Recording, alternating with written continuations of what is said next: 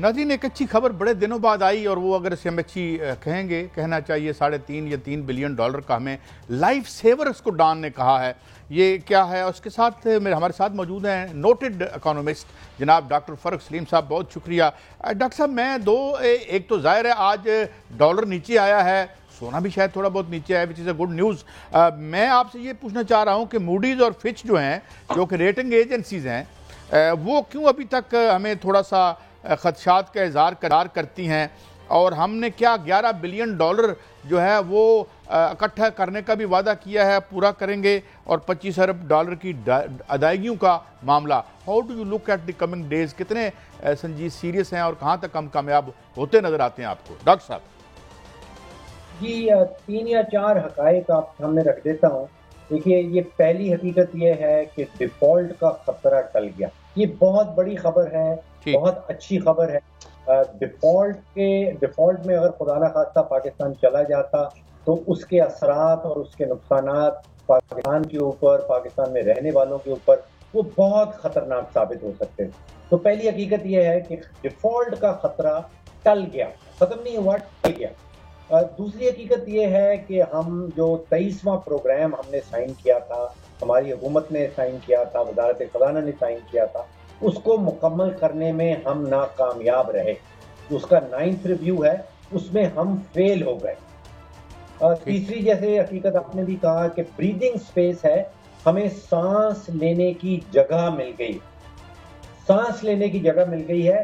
3 अरब dollar का इजाफी कर्जा है, कोई लड्डू का डब्बा, कोई बर्फी का डब्बा नहीं है। तो इजाफी कर्जा लेने में कोई सेलिब्रेशन की जरूरत नहीं है। ये कोई इजाफी कर्जा हमारे ऊपर जो है वो मजीद आ रहा है। अब इसमें से कहा यह जा रहा है कि जुलाई की 12 तारीख को बोर्ड इसकी मंजूरी देगा। मैंने चेक किया है, IMF की बोर्ड की मीटिंग 5 को भी है, 6 को भी है, एक 12 को है, एक 13 को है, लेकिन उनमें से किसी बोर्ड की मीटिंग में अभी तक पाकिस्तान एजेंडे पे नहीं है।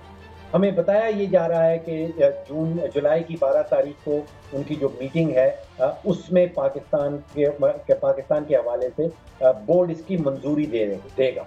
IMF की जो अपनी वेबसाइट है उसमें पाकिस्तान अभी तक एजेंडे में नहीं है। अब होगा क्या?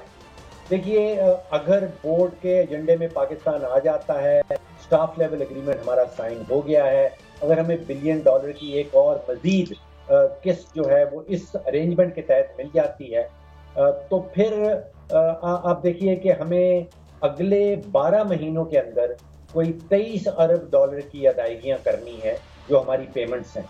तो 3 अरब डॉलर का ये अरेंजमेंट है IMF के साथ, और अदायगियां हैं 23 अरब डॉलर की।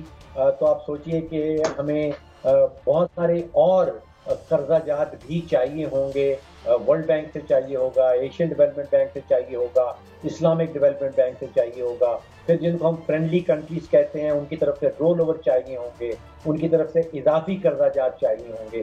तो अभी काफ़ी सारे मराहिल जो हैं वो पुर करना बाकी हैं। डॉक्टर साहब, मैं एक और जी आप बात मुकम्मल करें। कि 26 करोड़ पाकिस्तानियों के लिए जो इसमें खबर है वो मजीद महंगाई की है। हमने जो लेटर ऑफ इंटेंट साइन किया है IMF के साथ, उसमें जो अग्रीमेंट की शर्तें हैं उसमें 8.25 रुपए फी यूनिट बिजली का रेट बढ़ना है। पेट्रोल और डीजल के ऊपर कोई 55 रुपए फी लीटर जो है पेट्रोलियम लेवी है। सूद की शरह आपने देख ही ली है, वो 22% पे हम ऑलरेडी ले गए हैं। गैस की कीमत में बताया जा रहा है कि लगभग 50% का इजाफा हो। अच्छा डॉक्टर साहब, एक सवाल, मैं उसके बाद बाकी दोस्त आपसे बात करेंगे।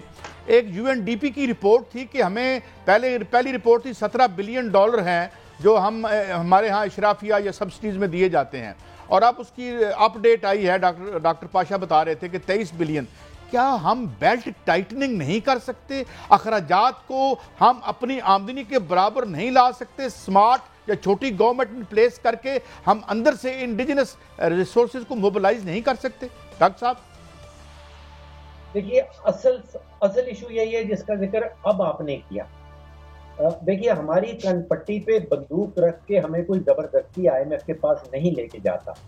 ہم مجبور ہو جاتے ہیں اپنی ہی غلط معاشی پالیسیز کے نتیجے میں کہ ہم پھر آئی ایم ایف کے پاس جا کے بھیک مانگنی پڑتی ہے اور باقی ملکوں کے پاس بھیک مانگنی پڑتی ہے. غلطی ہماری اپنی ہے. ہمیں جو بتایا جاتا ہے کبھی کہ ہمارے خلاف ایک عالمی سازش ہو رہی ہے، ایسا کوئی ایشو نہیں ہے. کبھی ہمیں بتایا جاتا ہے کہ جی وہ چاہ رہے ہیں کہ ہم سری لنکا بن جائیں. ہم خود سے یہ چاہ رہے ہیں کہ ہم سری لنکا بن جائیں. کوئی عالمی سازش ہمارے خلاف نہیں ہو رہی. یہ سب ہمارا اپنا کیا کرتا ہے. جو بھی حکومت آتی ہے وہ دو چیزیں ہمیں آ کے بتاتی ہے. ایک چیز وہ بتاتی ہے کہ یہ ساری غلطیاں جو ہیں یہ پچھلی والی حکومت کی تھی. یہ پی ٹی آئی کی حکومت کے دوران بھی ہم یہ سنتے رہے، اب دوبارہ سے وہی آواز آ رہی ہے. اور دوسرا ہمیں یہ بتایا جاتا ہے کہ ہمارے خلاف سازش ہو رہی. دیکھیے سب کیا کرایا ہمارا اپنا ہے. آئی ایم ایف کی ذمہ داری نہیں ہے کہ وہ کسی ملک کی معیشت کو تندرست و توانا کرے. 77 سالوں سے آئی ایم ایف کے پاس اس وقت کوئی ایک سکسیس سٹوری بھی نہیں. اچھا ڈاکٹر صاحب میں ایک گزارش کرنا چاہ رہا ہوں. جی بٹی صاحب. ڈاکٹر صاحب، ڈاکٹر سلیم صاحب السلام علیکم. ایک تو آپ نے بہت اہم نقطے اٹھائے، ہم تھوڑے سا غلط فہمی کا شکار ہو گئے تھے. $3 ارب ہمیں ملے. آپ نے فرمایا اسی سال $23 ارب دینے ہیں اور ڈیفالٹ کا خطرہ ختم نہیں ہوا، ٹل گیا ہے. اب کیا آپ سمجھتے ہیں کہ $20 ارب ہمیں مزید مل جائیں گے اور $23 ارب ہم واپس کر پائیں گے؟ اگر نہیں واپس کر پائیں گے تو اس کا کیا نقصان ہوگا اور اس کا حل کیا ہے؟ حکومت کو کون سی ایسی اسٹریٹجی بنانی چاہیے آپ کے ایکسپیرینس پہ کہ پاکستان اس خطرے سے مکمل نکل جائے اور ترقی کے راستے پہ گامزن ہو؟ جی بھٹی صاحب، دیکھیے ہم معاشی فیصلے کرتے ہیں بدقسمتی سے اس ملک کے اندر جن کی بنیاد سیاسی ہوتی ہے. معاشی فیصلے ہیں، سیاسی بنیاد ہے. اس کے نتیجے میں معیشت کو اور پاکستان میں رہنے والوں کو ایک بڑی قیمت چکانا پڑتی ہے. آپ اندازہ کیجئے کہ نومبر کے مہینے سے ہمارے مذاکرات چل رہے ہیں آئی ایم ایف کے ساتھ اور جولائی میں جا کے ہمیں یہ ایک سٹینڈ بائی ایگریمنٹ کے اوپر ہم نے دستخط کیے ہیں. یہ 8 مہینے جو گزرے ہیں اس کے دوران آپ سوچئے کہ تقریباً 3 سے 4 ارب ڈالر کی ہماری ایکسپورٹس نیچے آئی ہیں، کوئی 4 ارب ڈالر کی ہماری ریمیٹنسز نیچے آئی ہیں. جو لارج اسکیل مینوفیکچرنگ کا سیکٹر ہے وہ 25% نیچے گیا ہے. مہنگائی بڑی ہے، غربت بڑی ہے. اس کے نتیجے میں ہمیں کوئی 8 سے 9 ارب ڈالر کا نقصان ہوا ہے جو 8-9 مہینے ہمارے مذاکرات چلتے رہے. اور آخر میں وہ جیسے ہم کہتے ہیں کہ 100 پیاز اور 100 جوتے، 100 جوتے بھی کھائے ہم نے اور 100 پیاز اس سے پہلے ہم کھا چکے تھے. تو یہ سیاسی فیصلہ تھا جس کے نتیجے میں ہم آئی ایم ایف کا حصہ نہیں بنے آج سے 8-9 مہینے پہلے. اور اب 8-9 مہینے کے بعد جب ہمیں خیال آیا تو $3 بلین کا پیکج ہے اور ان 8-9 مہینوں کے دوران تقریباً 8-9 بلین کا ہم نقصان کر چکے. تو ڈاکٹر صاحب اس کا مطلب مفتاح اسماعیل صاحب ٹھیک سمت میں لے کے جا رہے تھے معیشت کو، یہ تجربہ ٹھیک ثابت نہیں ہوا جو گورنمنٹ نے وزیر خزانہ بدلے؟ دیکھیے پچھلے 5 سالوں میں 6 وزرائے خزانہ بدلی ہو چکے ہیں اس ملک کے اندر. اگر 5 سالوں میں آپ نے 6 وزیر خزانہ بدلنے ہیں، کسی کو 8-9-10 مہینے سے زیادہ کا ٹینیئر نہیں مل رہا تو پھر وہ کیا پالیسی بنائے گا اور کیا اس پالیسی کے اوپر عمل درآمد ہوگا اور پھر کیا عالمی ادارے جو ہیں ان کا اعتبار اور اعتماد کا کیا ڈگری ہوگی وزارت خزانے کے ساتھ. تو یہ جب تک ایک پالیسی سٹیبلٹی جس کو کہتے ہیں یا پالیسی کنٹینیوٹی، ایک ہی پالیسی کو لے کے آگے چلنا ہے اگر اس ملک کو ہم نے، اس ملک کی معیشت کو ہم نے کسی سیدھی سمت میں لے کے جانا ہے. تو یہ توقع رکھنا آپ بھول جائیں کہ آئی ایم ایف جو ہے وہ پاکستان کی معیشت کو درست کر دے گا یا سیدھے ٹریک پہ ڈال دے گا. ڈاکٹر صاحب آپ نے جو بڑی اہم بات کی ہے $23 ارب کی قرض کی ادائیگی کی. اب مجھے جو بات آپ کی سمجھ آئی ہے یہ پاکستان میں سود اور قرض کی ایک ساتھ کے طور پر ہم نے یہ $23 ارب دینے ہیں. اب بات یہ ہے کہ یہ تو پاکستان کے زر مبادلہ کے جو ذخائر ہیں اس سے تو یہ مجھے سمجھ آ رہی ہے کہ یہ 7 گنا زیادہ ہو جائے گا کام، اتنی بڑی رقم کی آپ جو فرما رہے ہیں. تو میں آپ سے یہ پوچھنا چاہتا ہوں کہ ان حالات میں کیا ہمیں آئی ایم ایف سے مور منی لینی پڑے گی یا آپ اس کے خدشات کو کیسے برقرار دیکھ رہے ہیں؟ از اٹ پاسبل کہ ہم پھر نیچے ہی جا رہے ہیں اور اس کے ساتھ ساتھ ایک چھوٹا سا آخری سوال یہ کروں گا کہ ڈالر اور پاؤنڈ کے بارے میں بھی بتائیے گا کہ ان فیوچر آپ اس کو کس نظر سے دیکھ رہے ہیں؟ دو باتیں ڈاکٹر صاحب آپ کی طرف۔ دیکھیے، پہلی بات یہ ہے کہ پاکستان کا اصل ایشو جو ہے وہ معاشی نہیں ہے۔